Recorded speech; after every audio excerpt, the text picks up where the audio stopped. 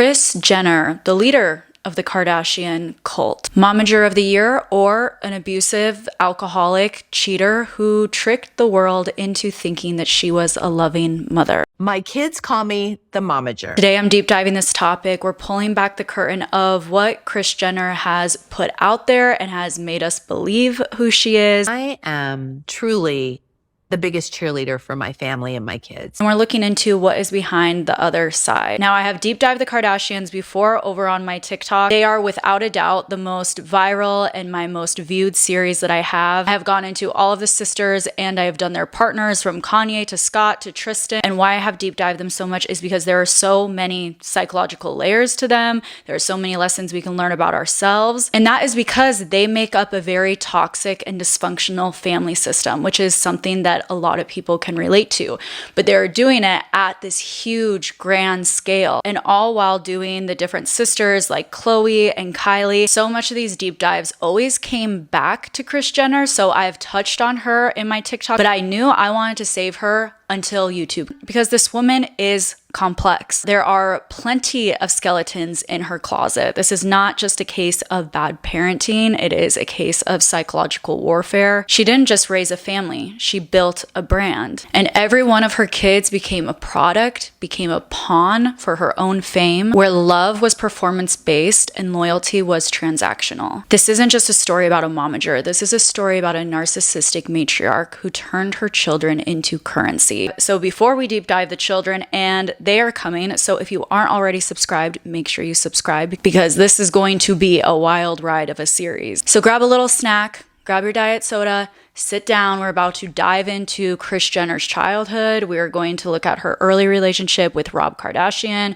We're going to look at her affairs and how this led her to emotionally fracture her kids in ways that millions of us can actually relate to. So the thesis statement that I came back to in a lot of my TikToks came around this narcissistic family dynamic. And you can also replace a narcissistic family dynamic with just a dysfunctional family dynamic. I'll be breaking down if we think Kris Jenner is a narcissist, but regardless of slapping a label on her, there is a ton of dysfunction that has gone on in this family. Kris does not love her kids equally. She loves them strategically. And this has been something that for years they kind of joke about, that Kris has favorites, that she's going to take her 10%. But behind this is some deep trauma. It's also a very textbook dysfunctional family system. So what happens in these narcissistic family systems? It's really the parent and everything revolves around them. They are the center of the universe. And that is because these parents don't see their children. They don't accept their children as their own separate selves. They see them as extensions of themselves. I talked about this in my psychological breakdown of Joe from You, and you will see parallels with Joe from You and his parenting style. And what happens in these family systems is that the narcissist, the leader, the main abuser, is they will assign roles to their different children. And I think that is what makes the Kardashians a very good case study because there is so many of them. With Kim, she perfectly fits into that golden child role. And we hear Kris talk about a lot, and we hear the siblings give us feedback to confirm that this is true, that Kim was the favorite. Now, we have seen that shift with Kylie rising into billionaire status. But do you see how the love shifts? It's who is going to produce more. And we are going to break down Kim as well. But what I will say to start out with is being the golden child is not fun. That comes with a lot of pressure. It comes with a lot of shame. It comes often with kids who turn into adults that can be extreme workaholics. And they have such a drive to perform for that parent, to be loved by that parent. And that is because that love by that parent is so transactional. A really good fictional example of this is from Avatar, The Last Airbender. So when you have the fire leader and then Prince Zuko and then his sister is the golden child. Prince Zuko is the scapegoat. And really what you have there is a severely narcissistic and abusive father. I would say the scapegoat of the Kardashian system really flipped between Kourtney and Khloe.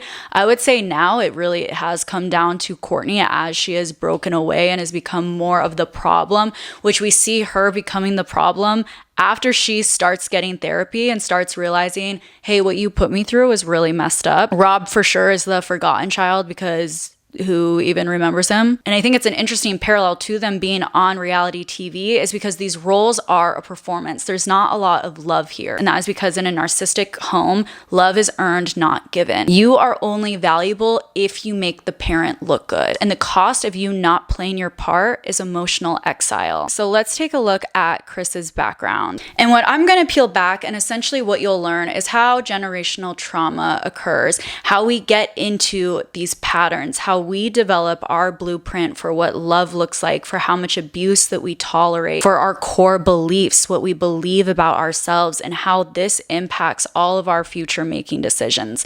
I talk about in a lot of my videos, you hear me use this word blueprints, the blueprint that we were handed down by our parents that said, this is what life should look like. And a lot of you guys have written me that you relate to this, that you yourself were handed a really shitty blueprint, which is also why I made and designed my healing blueprint that you guys can download. I will leave that in the show notes. But what we are going to find with Kris is that she was also handed a pretty fucked up blueprint, and she passed that on to her children. So the Kardashians obviously come with a ton of controversy. They're not always well liked.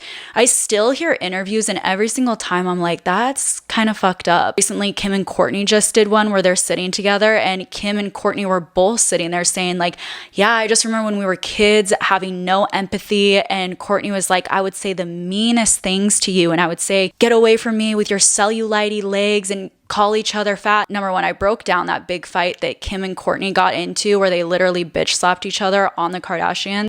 Guys, stop it! Dig your nails in me! You guys, stop! Kourtney!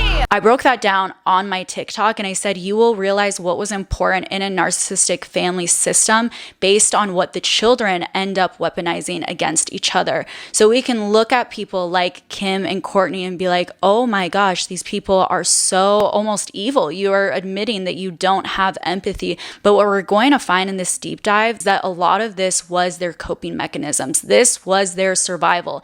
They learned from Kris to not have empathy, and we're going to get into where Kris learned this from. They also then learned what is important to Kris. What are the main things that they empathize? And you will find this in every single fight that Kim has with Kourtney. And Kim is extremely manipulative in this. She is trying to keep her golden child role. And so what do they weaponize? They weaponize work ethic and looks, because that is how they found value inside of this system. And where did Kris learn that from? From her loving and sweet mother, MJ, who they really hold up on a pedestal for this show. But the reality is that Kris was essentially raised by her single mom, MJ. Her father, who was an alcoholic, abandoned them when she was 7 years old. So what are the early blueprints that Kris is learning? That love isn't safe. And she is also learning from her mother that her way to get ahead is going to be through attaching to another man. There are reports of childhood friends of Kris pretty much saying that she was pimped out by her mother.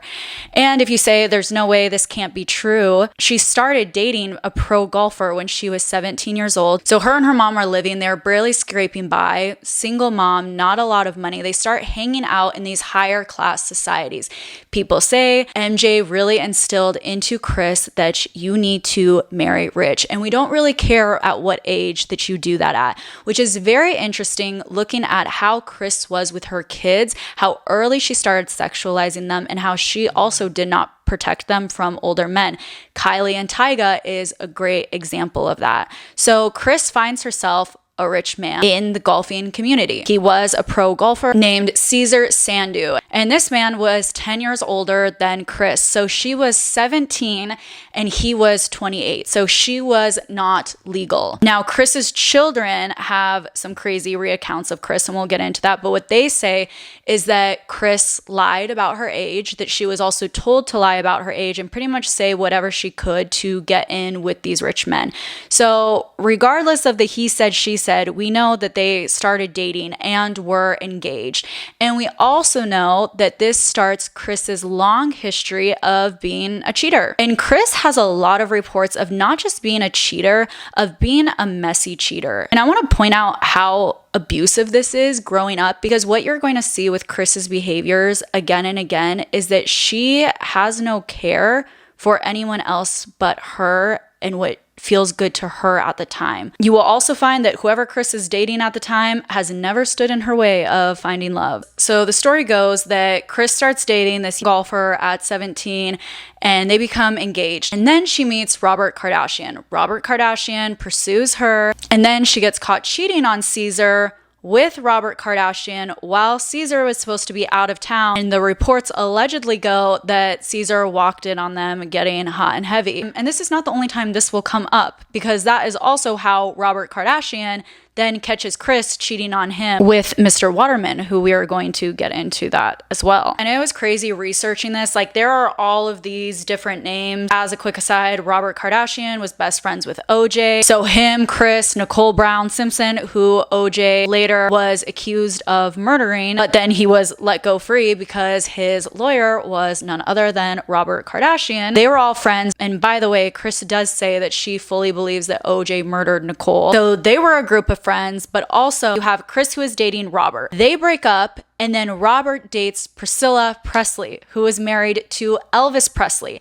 And Robert Kardashian is pretty much in love with Priscilla to the point where he wants to marry her. Now you just see like all the toxic dynamics at play. Priscilla is pretty much like, no, I'm not going to marry you while Elvis is still alive. But Elvis would apparently call them wasted and incoherent, and she would allegedly put the phone on the bed while her and Robert were doing the thing and let Elvis listen into this.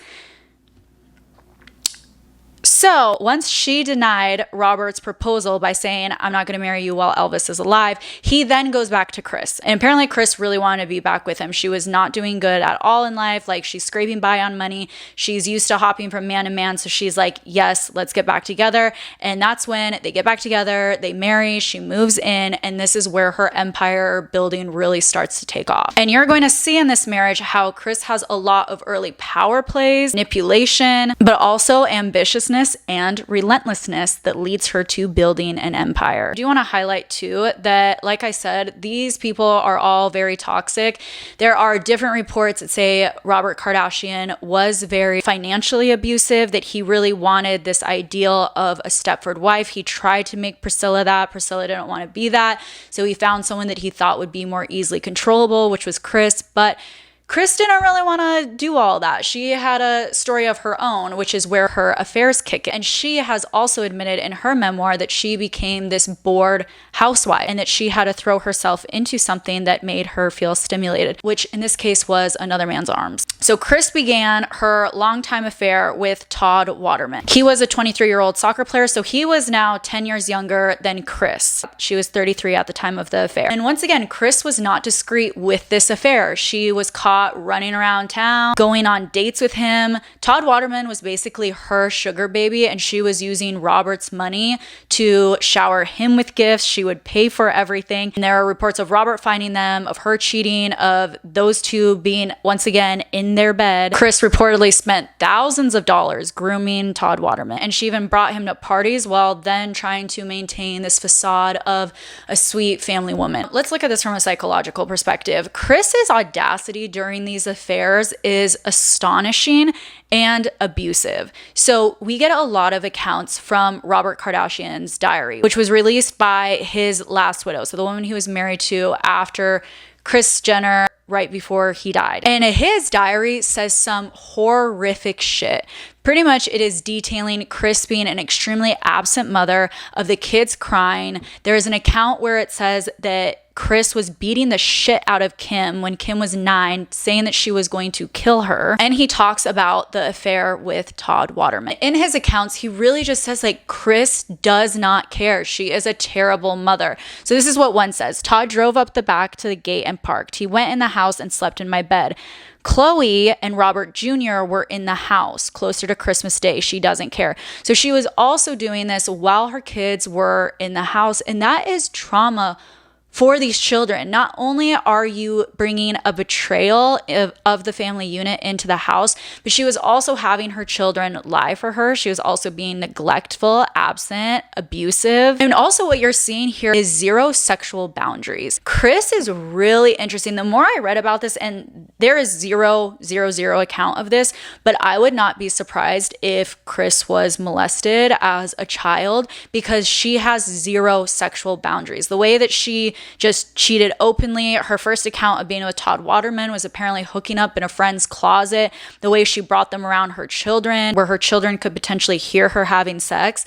That's very damaging to a child. And I even think about how she is with Corey on Keeping Up with the Kardashians. And yes, they're all adults now, but she's still talking about being horny and having sex with Corey. And now, as the children are adults, I would say that it is inappropriate. But at one time, this was abusive. Another entry of Robert says she left the kids and screwed all night. She doesn't leave a number in case of an emergency. She doesn't care. So she is leaving the kids at home alone. And Kylie has come out too and said, like, Khloe pretty much raised her. Like, her mom was not around. So obviously, it would have been after her relationship with Robert ended, but Kris was an absent mother. Like, these kids being left alone, crying for their mom on Christmas and her not being there. And there's even the Christmas photo where, like, Kris isn't in any of these when the kids are super young. What she's showing and the blueprint that she is giving is basically a pattern of prioritizing her own gratification over her duties as a mother again and again, which is kind of a chilling foreshadowing to how she ends up being in her business dealings.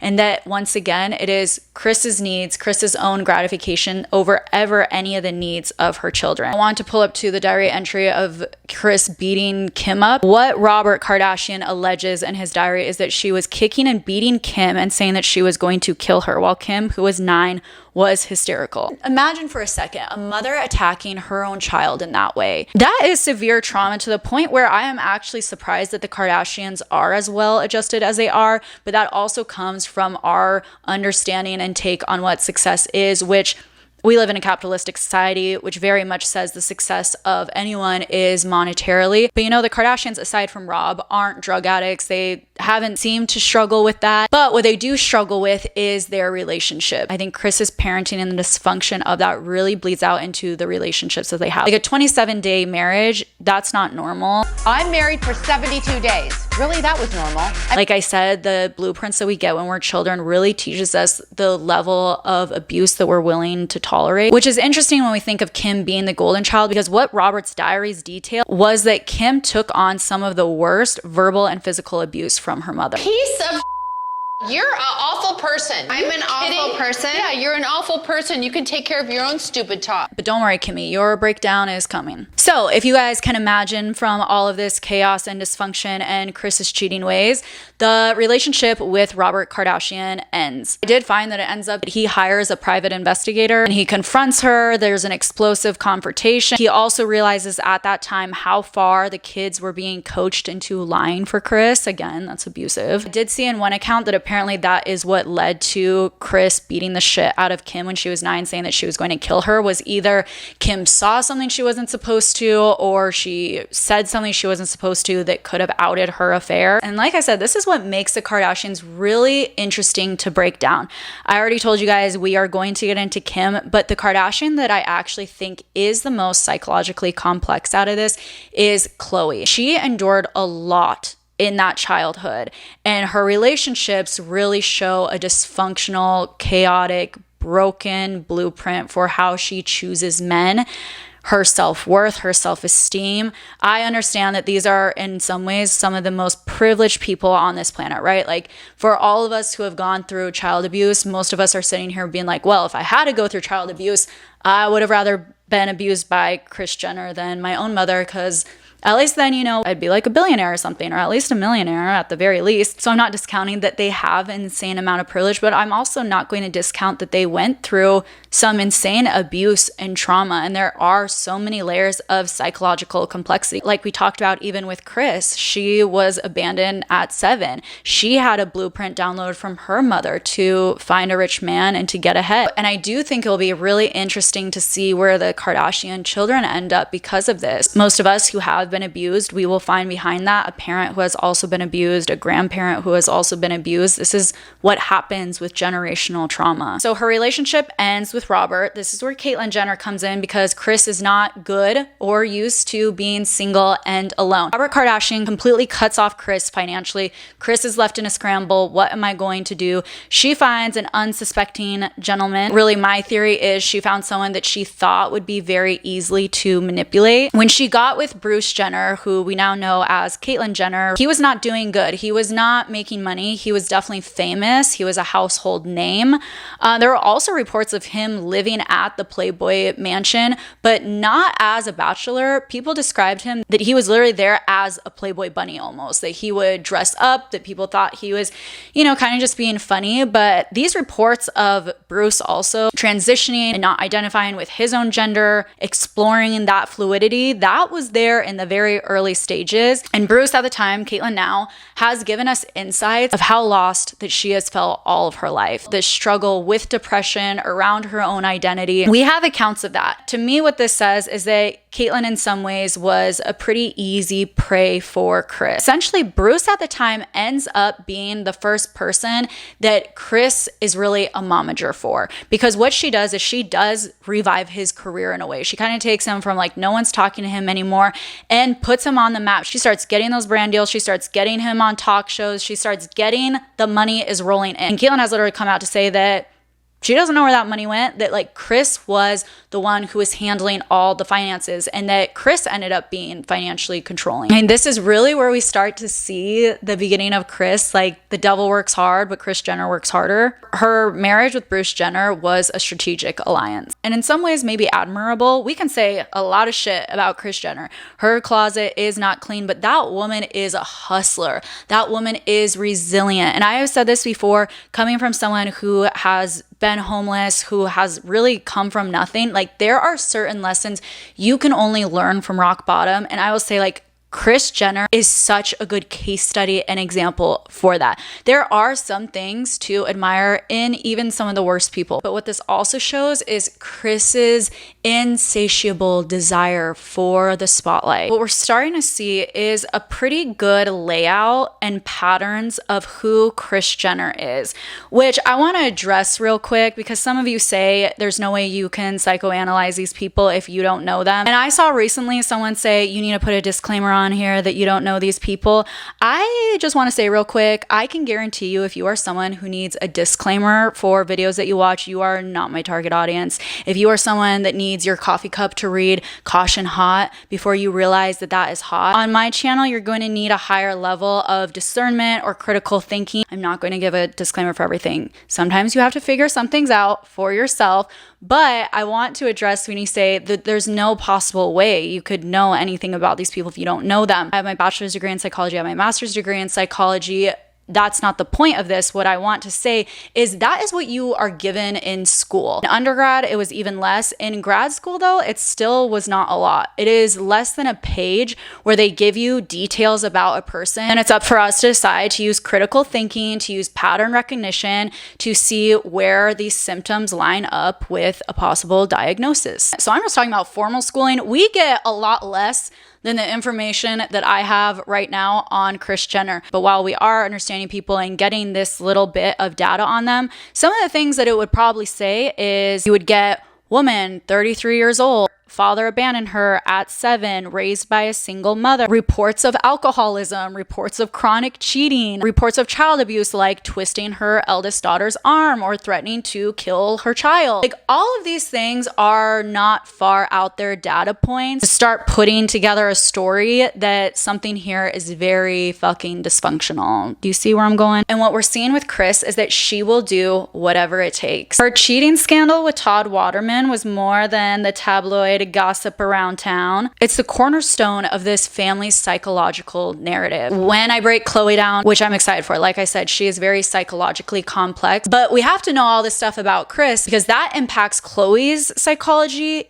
hugely. The fact that Robert Kardashian wrote himself that I love Khloe so much, but I do not believe she is my biological child, whether that be true or not, that is lasting psychological wounds. And thanks to Robert Kardashian's diaries, we actually have a very intimate understanding of Kris's dark side and some of her twisted psychological patterns. Kicking and beating Kim is not something to be taken lightly. This is someone who is capable of abusing children, who abused her children. Leaving your kids for days is not something to be taken lightly. This is extreme neglect. Do we understand that? Do we understand how a 10-year-old processes that? Because a 10-year-old doesn't really say, oh, you know, my mom has her own problems. She's off drinking, dealing with her own stuff. A child says, what is wrong with me? Why am I so worthless? And then we have so much judgment of Khloe, who keeps going back to cheating ass Tristan Thompson. Maybe not anymore, but she did for a long ass time. And same with Kourtney going back to Scott when he was abusive and also cheating on her. That psychological blueprint that you're getting says you are worthless, and you're trying to figure out and replay that story again and again. We're also seeing a story of Kris where she manipulates and threatens her kids. The diaries don't just point out neglect, it points out how the kids had to cover up for her affairs. And I just think it's wild. Part of why I want to start with Kris first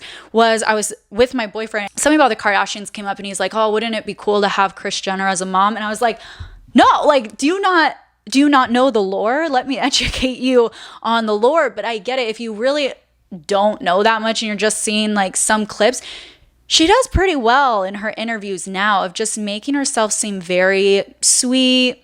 You know, maybe she likes a little martini. It's no big deal. They make it very jokey. Haha, take your 10%. Kris Jenner's working hard because she loves you and she wants you to succeed. And damn right, you did exceed. But behind all of that is mass exploitation of her children. And imagine being a child and recognizing that your mother is exploiting you. Robert, in one of his entries, says they cling to her, addicted to the fame and wealth. And that is profound because we really see how that plays into them as adults. We know famously that Kris is their mamaager, taking her 10% off of all of their deals.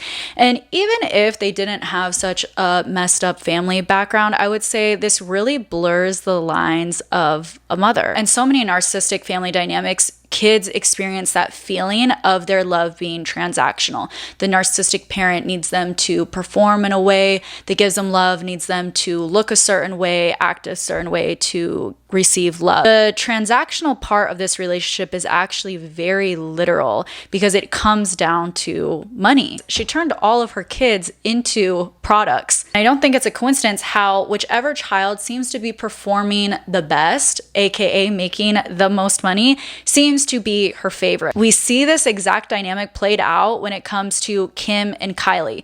Kim very traditionally has been the golden child. And then when Kylie Cosmetics came up and was very popular, this is when Kylie hit billionaire status, it was Kylie who was joked about that was the favorite child, with Kim even saying, oh, Kylie's the favorite now. And I actually did a video in 2022 about how Kris publicly ranks her children in her Instagram bio. And it's very interesting because I had to go look, and Kris still does this, but it was interesting because it has changed. So back in 2022, when I did this video and pointed this out, Kylie Cosmetics was number 1. Kylie Skin was number 2. Kylie Baby was number 3. I believe Kylie Skin and Kylie Baby, they don't even exist anymore. And then we have Skin, which is by Kim's skincare line. And then we have Skims, then Drink 818 and Poosh, which at this time, I think Lemmy was either about to launch or had just launched, didn't make the list, and it still is not on the list. But the list has changed a little bit where we have Skims right on top, the number 1. I think Skims is now valued at $2 or $3 billion. So yeah, she's making the most. She's back to being the favorite child. 2022, that wasn't the deal yet. Then we have Kai right after that, which is Kylie's new clothing line. And then Kylie Cosmetics, which isn't even fully owned by Kylie anymore. It was bought out, but is still a huge and significant deal. And Kylie is still the face of it. And then we have Cloud Foods, which is Khloe's new protein popcorn, protein snack line. And they have actually a bunch of different trademarks under that. So there should be more coming beyond the little popcorn. But that is the first time that Khloe has been that far ranked. And I have noticed a change in Khloe's demeanor. We'll get into this in Chloe's deep dive, but she is almost becoming more, she's fitting the mold more and more and more. Like, she spent so much of her life on the outside, and now she's like really starting to conform, I would say, much more to these narcissistic family roles. And look right there, she is being rewarded for it. And you have like eventually Arthur George on there, which would be Rob's sock line, which I'm pretty sure Kris just runs, in my opinion, and theory making. And then Good American has always been like dead last on this list. And the success of all these companies is something that makes Kris even more complex, because on one hand you can look at this and say, but their whole lives have changed by Kris's savviness. Let's not skip over the fact that what put their names on the map beyond just being married to Robert Kardashian and the OJ trial was Kim's sex tape. And there's that famous meme where Kris is literally saying, as her mom, I was furious, but as her manager, I was like, okay, let me get my cut of the check, which I think is very interesting, coming all the way back from rumors where we hear that Kris's mother might have potentially pimped her out. So we see a bit of continuation of that generational trauma where Kris in some ways is pimping her children out. That's a sexual forward deal. But even if we just think about the fact of making these women's beauty is the product, that is what Kris has been the most successful in, is how to monetize these women's beauty. It's why she wasn't successful monetizing Rob. He doesn't have the beauty. She's not able to monetize his sex appeal. But she did do that with the children, and that led to a multi-billion-dollar empire. But this does allow for blurry boundaries. Is she their mother or is she their manager? And those roles are probably separate for most people for a reason. And when they're not, that creates some trauma. Because even think about Kendall, and I do think Kendall is a very detached Kardashian. I think she has no fucking clue about her own privilege and is very entitled in that. But let's just take, for example, Kendall was having these panic attacks and saying she couldn't model. She's the highest paid model in the world because of her family name. And she all of a sudden didn't want to do this because she was having anxiety attacks. Whatever you want to say about Kendall's work ethic is beside the point. But imagine your mother, regardless of who you are, should be stepping in and advocating for your anxiety, advocating for you and your protection for your mental health. That is not the case when it comes to Kris. So imagine saying, I have anxiety, I have all this stuff going, and your mother, who even though she's your manager, is saying, no, you need to keep working, you need to keep going because that is how you are valuable to me. And this creates confusion. Is your mom giving you a hug because she unconditionally loves you or because you just closed a multi-million-dollar deal? And this really goes into then, how do you have your own sense of self-worth, that you are just worthy and good because you exist? You probably don't have that. And another thing of what I want to address with Kris is her emotional manipulation with these kids. If you look at clips, sometimes you see like Chloe will try to address some of the trauma of like her whole family calling her fat and how she had to live with that. And Kris Jenner usually gets very like deflective, number one.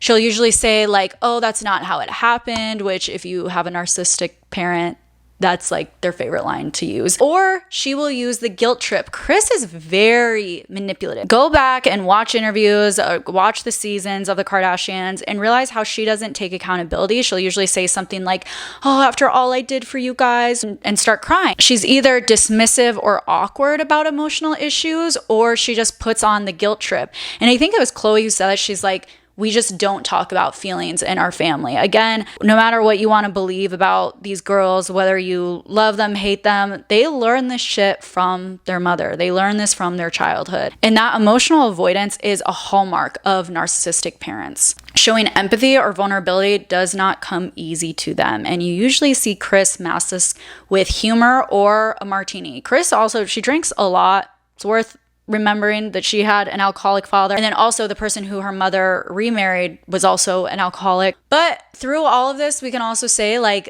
all of these, narcissism, alcohol, Kris had to learn some severe coping mechanisms. Narcissism at the end of the day is a shame-based disorder. I went into a lot about narcissism and the disease in my breakdown of Joe Goldberg from You. So if you want to learn more about narcissism, go watch that, especially if you've ever dated a narcissist. But we learned there that narcissism is the coping mechanism. Kris has to have her own toolkit for coping with her own trauma. Kris is also very interesting when we look at her emotions, because she's not this cold, emotionless narcissist that you can sometimes think about. She has emotion. Most notably, I would say the emotions that she has is pride and disappointment. And those are often tied to how her children reflect onto her. For instance, she is very, very loving when they achieve something big, like when Kylie hit billionaire status. Kris beams and she cries tears of joy. And the reason why is because these milestones validate her part as the caring and loving and good mother. But when her kids do something that jeopardize the brand, for example, Kourtney pulling away from filming, Kris's emotional responses then are irritation,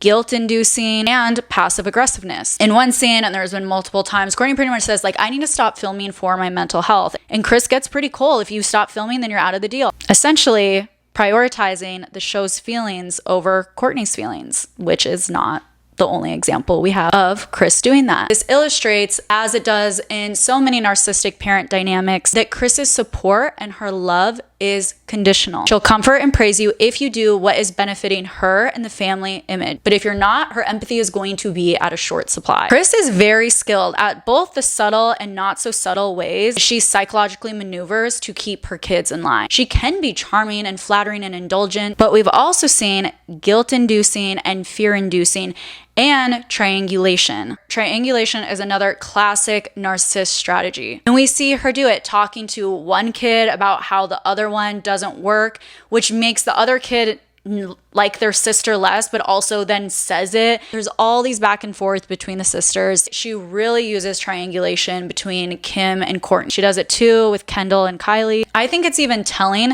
that Kris changes who is her favorite, because this is also a manipulation strategy. What it pretty much says is that, hey, the spot on your pedestal, it can move. You might not be there tomorrow, but it also then keeps those kids attached to her and vying for her attention and her approval. It is the textbook narcissistic family strategy. Keep those kids enmeshed and competing so none of them stray too far. So here's the part that no one wants to say out loud.